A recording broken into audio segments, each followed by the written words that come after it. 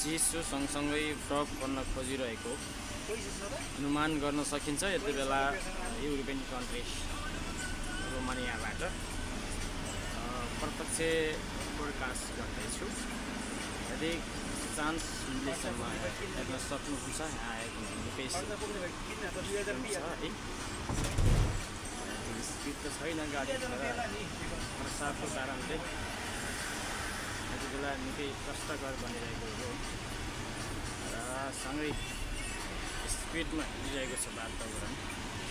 यहाँ देख्न सक्नुहुन्छ साइडमा पोखरी पनि देख्न सक्नुहुन्छ। यहाँ समुद्र पनि त्यति ठुलै छ होइन, त्यति सँगै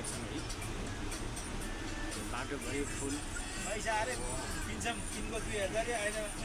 त्यसले गर्दाखेरि तपाईँ लगायत देशबाट हेर्दै हुनुहुन्छ भने कृपया कस्तो लागिरहेको छ यहाँको रोड, यहाँको वातावरण प्रत्यक्ष दर्शीको रूपबाट हेर्न सक्नुहुन्छ है त गाइस। हामी यति बेला ट्राफिक जाम क्रस गर्दै अगाडि बढिरहेका छौँ अनि यति बेला